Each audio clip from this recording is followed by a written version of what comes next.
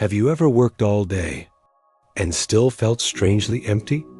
We live in an age where everyone is busy, but very few people feel fulfilled. Every conversation begins with the same line: "I've been so busy lately." But if you look closely, you'll notice something deeper. People aren't just busy. They're mentally exhausted, emotionally numb, and spiritually drained. This strange emptiness isn't an accident. It comes from what I call the productivity trap, the silent belief that the more you do, the more valuable you are. It convinces you that slowing down is failure and that rest is laziness. But beneath this mindset lies a darker truth. Constant productivity doesn't make you more alive. It makes you less aware, because when you're always in motion, you lose the ability to think. Not casually think, but deeply think. The kind of thinking that helps you understand your life, question your choices, or evaluate your direction. Critical thinking used to be our compass. Now it's become a luxury, and that's the real trap. We have replaced reflection with reaction, purpose with pressure, awareness with acceleration. We scroll while we eat. We multitask through conversations. We cram our minds with shallow information and wonder why we feel disconnected from everything that matters. This is the modern tragedy. We are drowning in activity, but starving for clarity. But this collapse didn't happen overnight. To understand how we got here, we need to look backward far beyond modern life. What if the way you think today was shaped thousands of years before smartphones existed? Critical thinking is not a new concept, it's ancient. The earliest philosophers didn't have the distractions we have today. Their minds were shaped by silence, space, and discomfort. They spent more time asking questions than seeking instant answers. Socrates believed that true wisdom came not from knowing, but from questioning. He walked the streets of Athens, asking ordinary people uncomfortable questions about justice, truth, and meaning. They weren't used to thinking that deeply, and surprisingly, neither are we. Aristotle taught that every human action should aim toward eudaimonia, a flourishing life rooted in purpose and clarity, not constant work. And the Stoics? They trained themselves to pause before reacting, to reflect before responding, to observe before assuming. Even ancient Eastern traditions emphasized internal awareness. Confucius taught that understanding yourself is the foundation of understanding the world. Buddhist teachings highlighted mindfulness centuries before it became a buzzword. Then came the Enlightenment, Descartes, Kant, Locke. They taught that freedom begins with thought, that truth requires questioning, that progress demands skepticism. For thousands of years, human growth depended on deep thinking. But today, thinking has been replaced by consuming. And the shift didn't happen because humans changed. It happened because the world around us did. Why do we know more than ever, but understand less than ever? This is the paradox of modern life. We have unlimited information at our fingertips, yet people feel less confident in their decisions, less aware of reality, and more overwhelmed than ever before.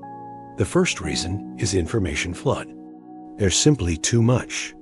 When everything is urgent, nothing is important.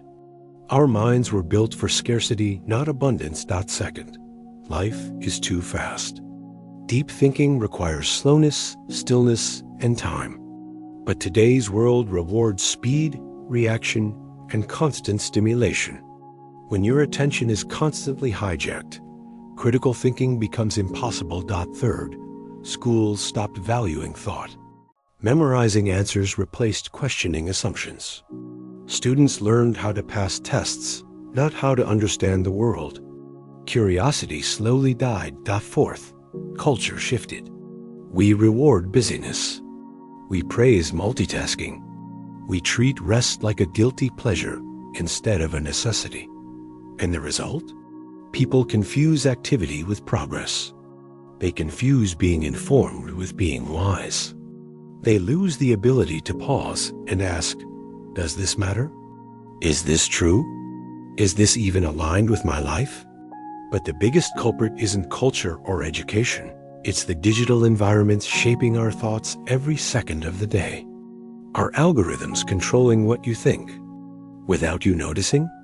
Every platform you use, Instagram, TikTok, YouTube, Twitter, runs on one simple motive: keep you hooked, not smarter, not wiser, not more fulfilled, just hooked. Algorithms learn your patterns, your habits, your beliefs. Then they feed you more of the same, not to help you grow, but to keep you predictable. This destroys critical thinking in 4 ways. 1. The filter bubble. You only see ideas you already agree with. Your worldview narrows until everything feels right, even when it ends single quotes T.2. Instant gratification. Deep thinking loses to quick dopamine hits. Why reflect for 10 minutes when a 10-second video can distract you? 3. Mental fragmentation. You don't absorb information, you skim it. Thought becomes scattered. Attention becomes fragile. 4. Outrage. Economics. Anger gets more clicks than nuance. Algorithms reward emotional extremes, not balanced understanding. Slowly, without realizing it, your mind becomes shaped by machines designed to keep you from thinking. But if technology is shaping our thoughts, is there any way to reclaim our minds? What if thinking clearly again begins with just 5 quiet minutes? Critical thinking isn't lost, it's dormant. And like any muscle, it can be rebuilt. 1. Practice. Stillness. Silence is not emptiness, it's mental. Oxygen. 2. Read deeply. 1 good book can reshape your worldview more than 1,000 short videos. 3. Ask better questions. Instead of, is this right? Ask, is this true for me? 4. Disconnect intentionally. 1 hour without screens can reset your mental clarity. 5. Reflect daily. Journaling forces your mind to slow down and process reality. These small actions won't just make you think better, they'll make you feel alive. Again, because the opposite of busyness isn't laziness, it's awareness. Why does resting feel wrong unless you've earned it? Somewhere in the last decade, productivity became a performance. It's not enough to work, you must show that you're working. People brag about being exhausted, apologize for taking breaks, and wear burnout like a badge of honor. Productivity stopped being a tool for life and became a replacement for identity. On social media, endless motivational quotes whisper the same message: work harder, sleep less, grind nonstop. And the frightening part is how easily we absorb these ideas without question. Deep down, many people fear the same thing. If I stop being productive, do I still matter? This performative version of productivity pulls us away from our inner selves and pushes us into constant motion, even when that motion leads nowhere. But this obsession comes from a lie, a belief we've been sold for years. What if doing more is the very thing blocking your progress? Modern culture worships quantity. More tasks, more goals, more hours, more effort. But rarely do we ask whether more is actually meaningful. People grind through endless to-do lists only to feel strangely empty at the end of the day. That's because most of what we do isn't aligned with purpose. It's aligned with pressure. This creates the productivity paradox. The more you force yourself to do, the less fulfilled you become. You cross off dozens of tasks, but none of them touch your soul. You feel busy, but not purposeful. You feel productive, but not alive. The truth is simple. You don't need more time. You need more intention. And intention becomes impossible when work becomes the core of your identity. Who are you when you're not achieving? More than ever, people define themselves by their output. Your job title becomes your personality. Your achievements become your worth. Your productivity becomes your identity. This is why burnout feels like a personal failure instead of an environmental problem. When your identity is built on your output, a slow day feels like you're losing yourself. Rest feels dangerous. Downtime feels irresponsible. Over time, this identity fusion creates an inner void. You forget who you are outside your responsibilities. You forget what you enjoy, what inspires you, what makes you feel alive. You become a human doing instead of a human being. But the deepest drain doesn't come from workload. It comes from the shape of your time. Maybe you're not exhausted from working too much, but from never fully stopping. People imagine exhaustion as long hours of grinding. But the real drain is constant interruption. A notification, a quick reply, a short task, a tiny check-in. Each one seems harmless, but together they slice your attention into fragments. You're always half working, half distracted, half present. You never enter flow. You never enter rest. You live in a mental in-between, not productive enough to feel accomplished, not rested enough to feel restored. This fragmentation kills depth, clarity, and emotional energy. It makes you feel like life is slipping past you in scattered pieces. If this is the world we live in, how do we reclaim our sense of aliveness within our work? What if productivity doesn't need to disappear? It just needs a soul again. Real productivity isn't about doing more. It's about choosing what matters. Here's how to begin reclaiming meaningful work. 1. Do fewer things, but do them deeply. Depth creates fulfillment. Busyness does not. 2. Align tasks with personal values. Work feels lighter when it feels meaningful. 3. Treat rest as a non-negotiable. Rest isn't a reward. It's a requirement. 4. Separate identity from output. You are more than your performance. 5. Build intentional slowness into your day. Stillness reconnects you to yourself. Work becomes a choice instead of a compulsion. Something beautiful happens. You stop chasing life and start experiencing it again. Do you ever feel like you're living, but not really feeling anything? Overwork doesn't hit you all at once. It numbs you gradually, quietly. First, you lose excitement, then curiosity, then the ability to enjoy even the things you once loved. When your life revolves around productivity, your emotions slowly flatten. Even joy becomes muted because your brain begins to equate feeling with wasting time. You learn to stay inside a narrow corridor of emotions, just enough energy to keep working, but never enough to truly live. This numbness isn't depression. It's emotional self-abandonment. And once numbness sets in, another consequence begins to grow: anxiety with no clear source. Are you stressed all the time, yet can't explain why? Overwork creates a strange kind of stress, one without direction. You're not stressed because of a meaningful goal. You're stressed because your body is stuck in survival mode. This happens when your nervous system never gets permission to rest. Every day becomes a race. Every moment becomes a countdown. Every quiet thought becomes a threat. You wake up tense. You go to sleep tense. Even your dreams feel busy. The worst part?